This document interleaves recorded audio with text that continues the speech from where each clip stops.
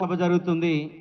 ఈ సభతోనైనా ఈ ప్రభుత్వంలో కొంతనన్న కదలిక వస్తుందని చెప్పేసి మేము భావిస్తూ ఉన్నాం.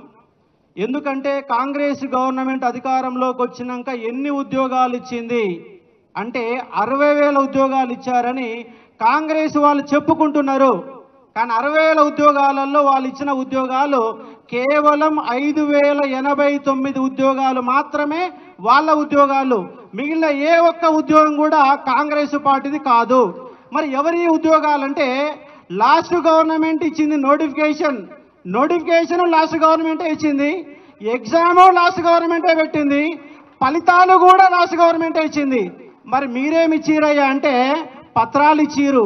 ఆ పత్రాలకు కూడా పెద్ద సభలు పెట్టారు. మీరు ఇయర్ నోటిఫికేషన్కి మీరెట సభలు పెడతారు, మీరెట పత్రాలు ఇస్తారు. ఎంత దౌర్భాగ్యం అంటే మన డిప్యూటీ సర్వేయర్లకు ఉద్యోగాలు ఇవ్వాల ట్రైనింగ్ ఇచ్చిరు, నెల రోజుల ట్రైనింగ్ ఇచ్చిరు. ఆ నెల రోజుల ట్రైనింగ్ కూడా నియామక పత్రాలు ఇచ్చారు. ట్రైనింగ్ బ్యాచ్కి నియమ పత్రాలు మళ్ళీ ఎవరు ఇచ్చిరు? సీఎం ఇచ్చిండు. మరి సీఎం కనీసం నీ స్థాయి ఏంటో నువ్వు మర్చిపోతున్నావా? నువ్వు సీఎంకి వెళ్ళి అటెండెన్స్ స్థాయికి వెళ్ళిపోయిన సందర్భం ఆ శాఖకు మంత్రి ఉంటే మంత్రి ఇవ్వచ్చు కదా. ప్రతిదానికి ముఖ్యమంత్రి చేతుల మీకెళ్ళే పత్రాలు ఇవ్వాలనా? అంటే ముఖ్యమంత్రికి వేరే పని ఏం లేదా? రాష్ట్రంలో నిరుద్యోగులని నిండా ముంచిన గవర్నమెంట్ ఇవాళ కాంగ్రెస్ గవర్నమెంట్ అని చెప్పేసి మేము 1000% చెప్తా ఉన్నాం. ఎందుకంటే లాస్ట్ గవర్నమెంట్లో కొట్లాడింది, ఇవాళ టీఆర్ఎస్ వ్యతిరేకంగా కొట్లాడింది మా నిరుద్యోగులమే. అయాల మోసపోయినాం, ఇవాళ గోసపడుతున్నాం. 100% ఇవాళ గోసపడుతున్నాం.